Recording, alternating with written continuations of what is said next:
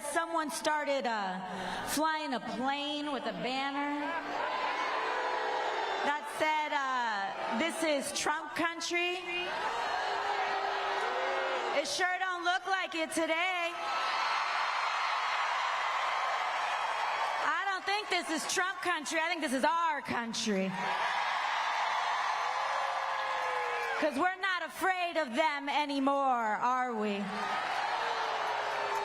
I want to thank each and every one of you for making the effort to be here today. Thank you, thank you, thank you.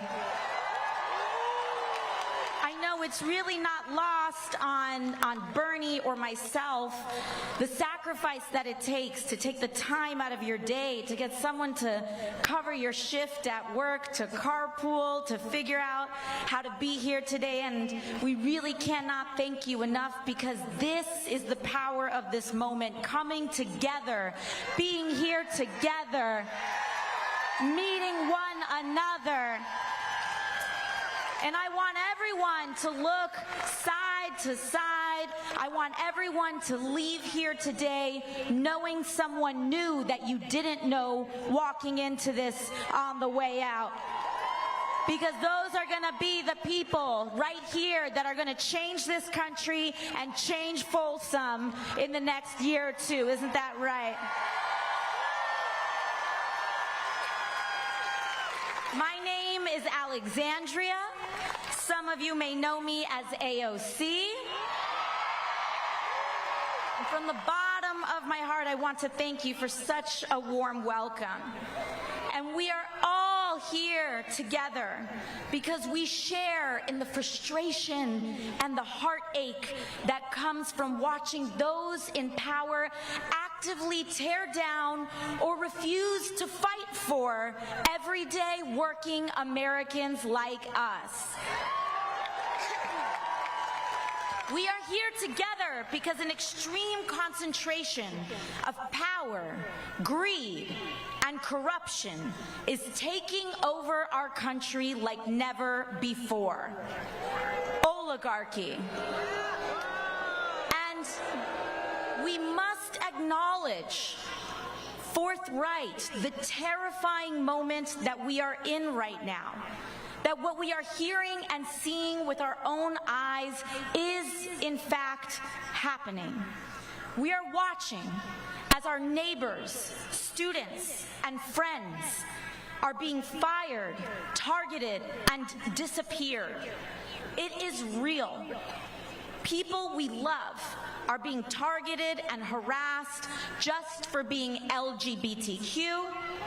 Our co-workers, U.S. citizens and immigrants alike, are being disappeared off the street by men in vans with no uniform.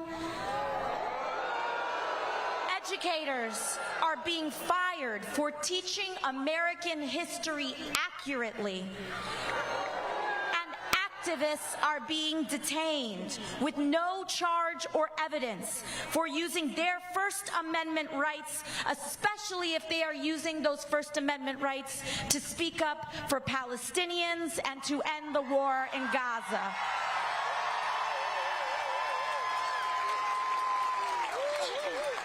In fact, the Trump administration admits that it has jailed a young father and husband, Mahmoud Khalil, without any evidence or charge of a crime.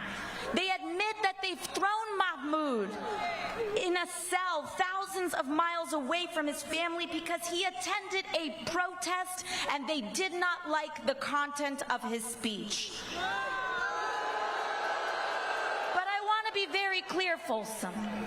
Donald Trump's detention of Mahmoud Khalil for his speech is anti-American, and we demand his release, along with the release of Rumeisa Ozturk, who he is also jailing for writing an op-ed in her school paper. And we also demand the return of Kilmar Abrego Garcia in El Salvador. We tell President Bukele, if we believe in democracy, he must be returned. It is criminal that he is being held abroad. we demand these things because we do have power in this moment. All of us do. Everyday people do. And it will never, ever just be institutions or politicians and officials alone that uphold our democracy. It will always be the people, the masses who refuse to comply with authoritarian regimes, who are the last and strongest defense of our country and our freedoms.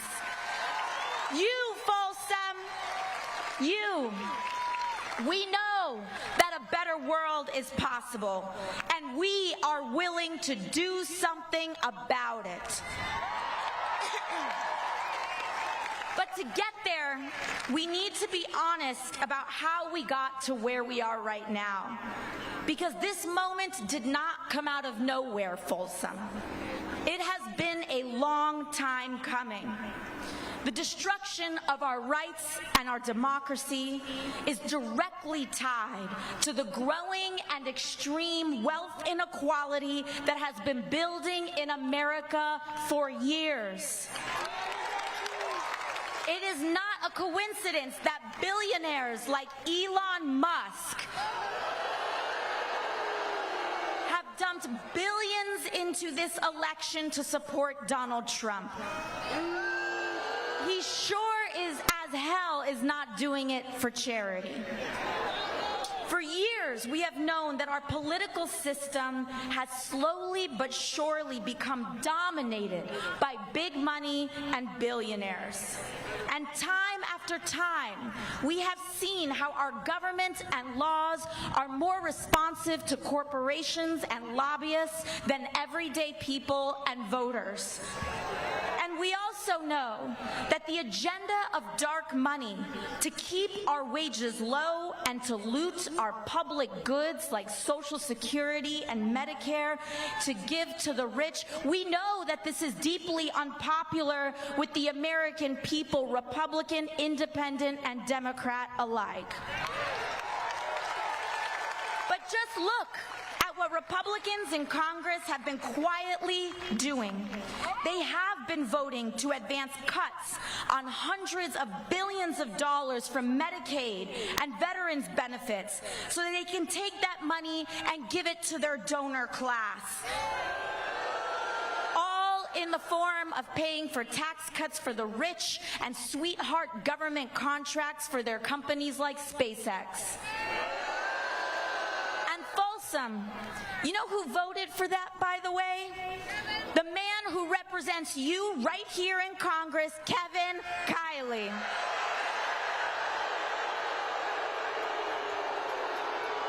But you know how many people are here in FOLSOM today? 26,000 of you have gathered to tell Kevin Kiley, hell no! Hands up our Medicare! Hands up our Medicaid! Hands off our Social Security! Kevin Kiley knows that this is not what you want. He knows that it is deeply unpopular. He knows that it hurts the people of FOLSOM. But he is not there to serve working families. He is there to serve himself and the billionaire class that put him there. But he knows that the only chance he has to get away with such unpopular and destructive decisions is to stoke deep divisions along race, identity, and culture to keep all of us fighting and distracted. This has been the big money playbook, not just now, but for decades. And we are not going to fall for it anymore. But FOLSOM, this is why Donald Trump is not an aberration. He is the logical, inevitable conclusion of an American political system dominated by corporate and dark money. And if we are to defeat him, we must defeat the system that created him. Money in politics politics is the hand of oligarchy. America, we are at a crossroads. We can either have extreme wealth inequality with the toxic division and corruption that it requires to survive, or we can have a fair economy for working people along with the democracy and freedoms that uphold it. Oligarchy or democracy, but we cannot have both. I grew up in a working class family. My mom cleaned houses, and my dad worked on a small business. And my parents worked themselves to the bone so that my brother and I could just have a shot, the American dream. And for a moment there, it looked like we were going to make it. We had a home, bills were getting a little less stressful to pay, and I was doing well in public school. And what may have looked like a modest life to others was a dream come true for us. But suddenly, when I was a teenager, my dad was diagnosed with a rare form of cancer. And after a long fight, we lost him. My dad actually passed away in September of 2008, just as the economy crashed in the Great Recession and millions of jobs across the country vanished. It felt like the little world of our family fell apart, just as the larger world was falling apart too. And overnight, my mom was left alone to figure out how to provide and put 2 kids through school, keep our house, pay off our medical bills, all on a house cleaner's salary. And that is how I became a waitress, to help pay the bills.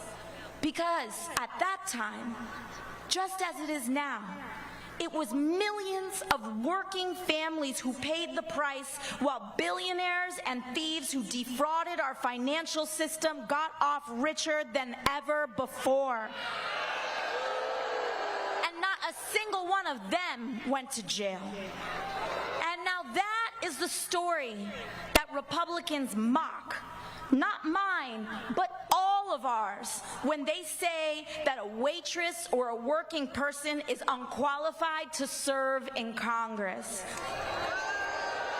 But the fact is, FOLSOM, many of us are far more qualified to know what real life is really like than any of them ever will. And I tell this story not because it is special, but because of how common and normal it is, and how normal this barbarism is of how so many people are allowed to live today. And while the details may differ, so many of us knows what it feels like for life to be one bad day, one bad piece of news, or one major setback from feeling like it's all going to fall apart. We don't have to live like this anymore, FOLSOM. We can make a new world, FOLSOM, a better country where we fight for the dignity of all people. And it looks like living wages, California. It looks like stable housing. It looks like guaranteed health care and respect for all our differences, no matter who we are or where we come from. Oligarchy or democracy. And we are here today because we choose democracy. We choose freedom. And that means we must choose to out-organize the oligarchy. We must do away with the power of big money. And that is why, even as a waitress with the Long Shot campaign, I decided I would never take money from lobbyists or corporations, and it's why I never will. When I first got to Congress, I was genuinely shocked by how the place worked, even having run against dark money in the first place. The everyday influence of corruption and dark money was astonishing. We have somehow conditioned ourselves in Congress to believe that it's normal for elected representatives who swear an oath to the American people to day trade individual stock and make millions with the sensitive information that we are entrusted with for the purpose of governing. How can anyone possibly make an objective vote on health care, energy, or war when their personal money is tied up in pharmaceutical companies, oil and gas companies, or defense company stocks? You can't. And we saw this play out this week with Trump's corrupt and disastrous tariff scheme. We can see now that his tariff shuffle didn't have anything to do with manufacturing like they claimed. I hope we recognize now that it was all about manipulating the markets so that he could quietly enrich his friends who bought the dip before reversing it all in the morning. FOLSOM, what I'm about to say is a matter of fact. Donald Trump is a criminal. He was found guilty of 34 felony counts of fraud, liable for sexual abuse. Of course he is lying and manipulating the stock market too. And if Donald Trump wants to find the rapists and criminals in this country, he needs to look in a mirror today.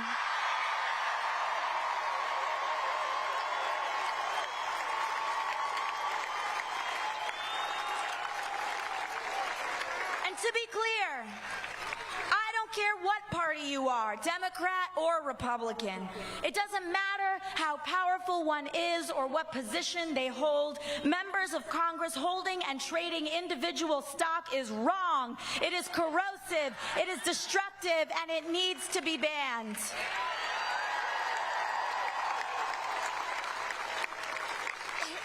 You know, just this year, earlier this year, I was named to the Energy and Commerce Committee in the House of Representatives. And this is one of the most powerful committees in all of Congress. It oversees 2/3 of the American economy: healthcare, manufacturing, trade, energy, communications, you name it. And for years, lobbyists fought to keep me off of this committee because they don't like what they don't control. And an interesting thing happened on the day that it was announced that I would be assigned to the committee.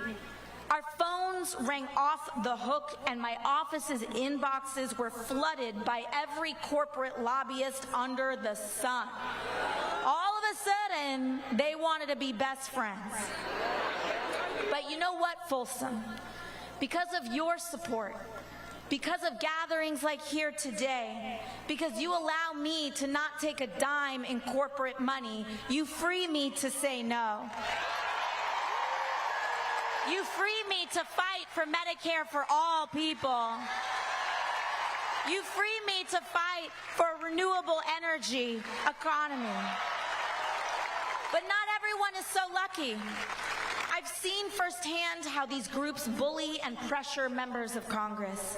They threaten to take their money away or to spend it against them if they don't do what they want. And what they want is for our lives to be as expensive as possible on the lowest possible wage. What they want is for as many people to be exploited in America as possible. And it trickles down to how life feels for working people today. So I want us to understand that this constant pressure that we feel in our lives, of the water rising up to our throats, the impossibility to afford anything easily, the fear of speaking up or being who we are in public, the bitter divisions driven more by online algorithms than the truth, the crumbling of our rights and protections, understand that this, right now, is what it feels like to be governed by billionaires. Not some someday, but right now. And the first step is to open our eyes to that. Because of course, it is a system that depends on division to enable its inequality that will favor a president who is the best at dividing us and the most skilled at corruption. And it will also reward the Republicans in Congress who support that agenda no matter what crimes are committed, including crimes from the White House. Big money is how we got Donald Trump. His whole presidency began with launching tools for bribery, meme coins, and cryptocurrencies to fleece normal people and move money in the dark, extortion settlements from media companies and law firms who gladly pay the price. And he even removed duly elected officials, including Republican ones, from the chamber of the inauguration to make room for who he really wants in charge, the unelected billionaires who were standing behind him. They have one central economic mission: to make billionaires richer at the expense of all of us. So it does not surprise us that their first economic mission has been to smear and target Medicaid, Medicare, and Social Security, to fire our federal workers, and to abandon our veterans for hundreds of billions of dollars in cuts so that they can hand that money off to their donors. And the things that they say are crazy. Crazy. Medicaid is one of the most efficient and effective public systems, lowest in fraud, that we have in the United States. Just yesterday, I saw on television, on Fox News, you had this woman, Jeanine Pirro. Crazy thing about Jeanine Pirro is that she's from Westchester County, where I went to public school, and it's like, wow, how things have evolved there. Anyways, so Jeanine Pirro goes on television. She says, as though this is fraud, she says that they found so many babies and 2-year-olds and 4-year-olds who were receiving Social Security. I've got a notice for you, Jeanine Pirro. Those babies get Social Security because their parents died. That's not a waste. That's humanity. That's America. That's the country that we fight for. Those are the promises we make to one another. That is what it means to be in a civilized society. It's not waste. It is the best of us. FOLSOM, I know that it at times can look impossible out here for the Republicans to be defeated. But that is not true. It is simply not true. From the waitress who is now speaking to you today, I can tell you impossible is nothing. Miracles start with mustard seeds, and that is what each and every one of you represent today. Small miracles of faith in ourselves, in each other, and in the refusal to give up. So FOLSOM, we are here for the long haul, for the school boards and the community associations, for small business groups and town councils, for public art and gestures of inclusion. And we will build from there, because Kevin Kiley will not be a congressman for much longer if you've got anything to do with it. And by the way, as they try to cut Medicaid, Medicare, and Social Security, we just need to peel off 3 Republican congressmen in the entire country. And I got a feeling that you might do it right here in FOLSOM. And if you do it, FOLSOM, then the people here today will have saved Medicaid for the entire United States of America. We stand with you, we are here with you, and we will support you. Beyond elections, our task is also to build community. Block associations, volunteer groups, advocacy organizations, PTAs, church and faith groups, because community is the most powerful building block we have to defeat authoritarianism and root out corruption. This is the path to guaranteeing health care to every American, to establishing a living minimum wage, to take on skyrocketing rents and mortgages, to tackle the climate crisis and establish a country where the American dream is actually possible for all of us. So I will end where I began. We may all come from different places, but we share so many of the same experiences. So to all those who came here today unsure of whether or not this is where you belong, I want to say affirmatively that you do. No matter if you have all the right words to say, no matter your race, religion, gender identity, or status, you know, if you even voted for Donald Trump in the past and are open to changing your mind, come on in. If you are willing to fight for someone you don't know, you are welcome here. If you are willing to fight for working people regardless of who they are, how they identify, or where they come from, you are welcome here. Because here, everyone is valued. But we have to stand together. We cannot be tempted to turn in our neighbors or be fooled into thinking that we're really that much different than the trans kid who wants to get accepted at school.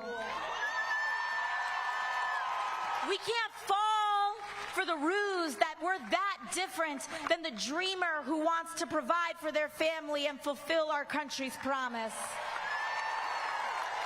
It is standing together without exception to reject division. That is the only way that we can win. So I hope that you see this movement is not about partisan labels or purity tests, but it is about class solidarity.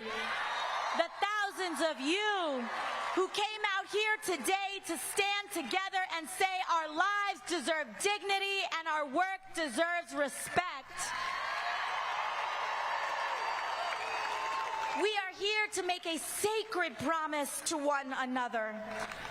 And our goal is to commit to building the kind of country that we all deserve. And we will make that promise, to take care of each other on our worst days and to share in the successes of our best. Thank you, FOLSOM. Thank you for having me. And with that, it is my honor to introduce someone who has spent his life bringing